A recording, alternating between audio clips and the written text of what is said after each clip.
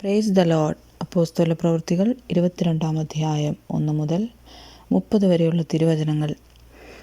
സഹോദരന്മാരും പിതാക്കന്മാരുമായുള്ളവരെ, എനിക്കിന്ന് നിങ്ങളോടുള്ള പ്രതിവാദം കേട്ടുകൊള്ളുവീൻ.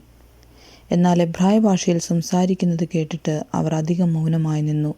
അവൻ പറഞ്ഞതെന്തെന്നാൽ, ഞാൻ കിലിക്കിയിലെ തർസോസിൽ ജനിച്ച യഹൂദനും ഈ നഗരത്തിൽ വളർന്ന ഗമാലിയേലിൻ്റെ കാൽക്കലിരുന്ന് പിതാക്കന്മാരുടെ ന്യായപ്രമാണം സൂക്ഷ്മതയോടെ അഭ്യസിച്ചവനുമാകയാൽ നിങ്ങളെല്ലാവരും ഇന്നിരിക്കുന്നത് പോലെ ദൈവസേവയിൽ എരിവുള്ളവരായിരുന്നു.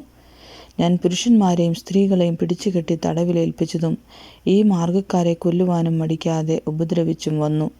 അതിന് മഹാപുരോഹിതനും മൂപ്പന്മാരുടെ സംഘമൊക്കെയും എനിക്ക് സാക്ഷികൾ. അവരോട് സഹോദരന്മാർക്കായി എഴുത്ത് വാങ്ങിക്കൊണ്ട് ദമസ്കോസിൽ പാർക്കുന്നവരെയും പിടിച്ചുകെട്ടി ദണ്ഡനത്തിനായി യെരൂശലേമിലേക്ക് കൊണ്ടുവരേണ്ടതിന് ഞാൻ അവിടേക്ക് യാത്രയായി. അങ്ങനെ പ്രയാണം ചെയ്ത് ദമസ്കോസിനോടടുത്തപ്പോൾ ഏകദേശം ഉച്ചയ്ക്ക് പെട്ടെന്ന് ആകാശത്തു നിന്ന് വലിയൊരു വെളിച്ചം എൻ്റെ ചുറ്റും മിന്നി. ഞാൻ നിലത്തു വീണു. ശൗലേ, ശൗലേ, നീ എന്നെ ഉപദ്രവിക്കുന്നതെന്ത് എന്ന് എന്നോട് പറയുന്നൊരു ശബ്ദം കേട്ടു. കർത്താവേ, നീ ആരാകുന്നു എന്ന് ചോദിച്ചതിന്, നീ ഉപദ്രവിക്കുന്ന നസ്രായനായ യേശു ആകുന്നു ഞാൻ എന്ന് അവൻ എന്നോട് പറഞ്ഞു. നിന്നോട് കൂടെയുള്ളവർ വെളിച്ചം കണ്ടു എങ്കിലും എന്നോട് സംസാരിക്കുന്നവൻ്റെ ശബ്ദം കേട്ടില്ല. കർത്താവെ, ഞാൻ എന്ത് ചെയ്യണമെന്ന് ചോദിച്ചതിന് കർത്താവ് എന്നോട്, എഴുന്നേറ്റ് ദമസ്കോസിലേക്ക് പോവുക, നീ ചെയ്യേണ്ടതിന് വിധിച്ചിരിക്കുന്നതെല്ലാം അവിടെ നിന്നോട് പറയും എന്ന് കൽപ്പിച്ചു. ആ വെളിച്ചത്തിൻ്റെ തേജസ് ഹേതുവായിട്ട് കണ്ണു കാണായികയാൽ കൂടെയുള്ളവർ എങ്ങനെ കൈക്ക് പിടിച്ച് നടത്തി. അങ്ങനെ ഞാൻ ദമസ്കോസിലെത്തി. അവിടെ പാർക്കുന്ന സകല യഹൂദന്മാരാലും നല്ല സാക്ഷ്യം കൊണ്ടവനായി ന്യായപ്രകാരം ഭക്തിയുള്ള പുരുഷനായ അനന്യാസ് എന്നൊരുത്തൻ എൻ്റെ അടുക്കൽ വന്നു നിന്നു. സഹോദരനായ ശൗലേ, കാഴ്ച പ്രാപിക്ക എന്ന് പറഞ്ഞു. ആ നാഴികയിൽ തന്നെ ഞാൻ കാഴ്ച പ്രാപിച്ചവനെ കണ്ടു. അപ്പോൾ അവൻ എന്നോട്, നമ്മുടെ പിതാക്കന്മാരുടെ ദൈവം നിന്നെ തൻ്റെ ഇഷ്ടമറിവാനും നീതിമാനായവനെ കാണുവാനും അവൻ്റെ വായിൽ നിന്ന് വചനം കേൾപ്പാനും നിയമിച്ചിരിക്കുന്നു. നീ കാണുകയും കേൾക്കുകയും ചെയ്തത് സകല മനുഷ്യർക്കും നീ അവൻ്റെ സാക്ഷിയായിത്തീരും. ഇനി താമസിക്കുന്നതെന്ത്? എഴുന്നേറ്റ് അവൻ്റെ നാമം വിളിച്ച് പ്രാർത്ഥിച്ച് സ്നാനമേറ്റ് നിന്റെ പാപങ്ങളെ കഴുകിക്കളക എന്ന് പറഞ്ഞു.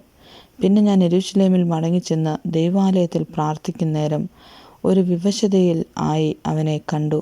നീ ബന്ധപ്പെട്ട് വേഗം യെരൂശലേം വിട്ടുപോവുക, നീ എന്നെക്കുറിച്ച് പറയുന്ന സാക്ഷ്യം അവർ കൈക്കൊള്ളുകയില്ല എന്ന് എന്നോട് കൽപ്പിച്ചു. അതിന് ഞാൻ, കർത്താവേ, നിന്നിൽ വിശ്വസിക്കുന്നവരെ ഞാൻ തടവിലാക്കുകയും പള്ളിതോറും അടിപ്പിക്കുകയും ചെയ്തു എന്നും നിന്റെ സാക്ഷിയായ സ്തെഫാനോസിൻ്റെ രക്തം ചൊരിഞ്ഞപ്പോൾ ഞാനും സമ്മതിച്ച് അരികെ നിന്ന് അവനെ കൊല്ലുന്നവരുടെ വസ്ത്രം കാത്തുകൊണ്ടിരുന്നു എന്നും അവർ അറിയുന്നില്ലല്ലോ എന്ന് പറഞ്ഞു.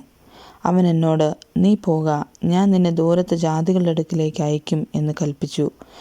ഈ വാക്കോളം അവർ അവന് ചെവി കൊടുത്തു. പിന്നെ ഇങ്ങനത്തവനെ ഭൂമിയിൽ നിന്ന് നീക്കിക്കളക, അവൻ ജീവിച്ചിരിക്കുന്നത് യോഗ്യമല്ല എന്ന് നിലവിളിച്ചു പറഞ്ഞു. അവർ കൂക്കലിട്ടും വസ്ത്രം കീറിക്കളഞ്ഞും പൂഴി വാരി മേലോട്ട് എറിഞ്ഞും കൊണ്ടിരിക്കുമ്പോൾ അവർ ഇങ്ങനെ അവൻ്റെ നേരെ ആർക്കുവാൻ സംഗതി എന്ത് എന്നറിയേണ്ടതിന് ചമ്മട്ടി കൊണ്ട് അവനോട് ചോദ്യം ചെയ്യണം എന്ന് സഹസ്രാധിപൻ പറഞ്ഞ് അവനെ കോട്ടയിലേക്ക് കൊണ്ടുപോകുവാൻ കൽപ്പിച്ചു. തന്നെ വയറുകൊണ്ട് കെട്ടുമ്പോൾ പൗലോസ് അരികെ നിൽക്കുന്ന ശതാധിപനോട്, റോമ പൗരനും വിസ്താരം കഴിയാത്തവനുമായ മനുഷ്യനെ ചമ്മട്ടി കൊണ്ടടിക്കുന്നത് വിഹിതമോ എന്ന് ചോദിച്ചു. ഇത് കേട്ടിട്ട് ശതാധിപൻ ചെന്ന് സഹസ്രാധിപനോട്, നീ എന്ത് ചെയ്യുവാൻ പോകുന്നു? ഈ മനുഷ്യൻ റോമ പൗരനാകുന്നുവെന്ന് ബോധിപ്പിച്ചു. സഹസ്രാധിപൻ വന്ന്, നീ റോമ പൗരൻ തന്നെയോ എന്ന് പറക എന്ന് ചോദിച്ചതിന് അതെ എന്ന് അവൻ പറഞ്ഞു. ഞാൻ ഏറിയ മുതൽ കൊടുത്ത് ഈ പൗരത്വം സമ്പാദിച്ചുവെന്ന് സഹസ്രാധിപൻ പറഞ്ഞതിന് ഞാനോ അങ്ങനെ ജനിച്ചിരിക്കുന്നു എന്ന് പൗലോസ് പറഞ്ഞു. ഭേദ്യം ചെയ്യുവാൻ ഭാവിച്ചവർ ഉടനെ അവനെ വിട്ടുമാറി. സഹസ്രാധിപനും അവൻ റോമ പൗരനെന്നറിഞ്ഞപ്പോൾ അവനെ ബന്ധിച്ചത് കൊണ്ട് ഭയപ്പെട്ടു. പിറ്റേന്ന് യഹൂദന്മാർ പൗലോസിന്മേൽ ചുമത്തുന്ന കുറ്റത്തിൻ്റെ സൂക്ഷ്മം അറിവാൻ ഇച്ഛിച്ചിട്ട് അവൻ മഹാപുരോഹിതന്മാരും ന്യായാധിപ സംഘമൊക്കെയും കൂടി വരുവാൻ കൽപ്പിച്ച് അവനെ കെട്ടഴിച്ച് താഴെ കൊണ്ടുചെന്ന് അവരുടെ മുമ്പിൽ നിർത്തി. ആമേൻ.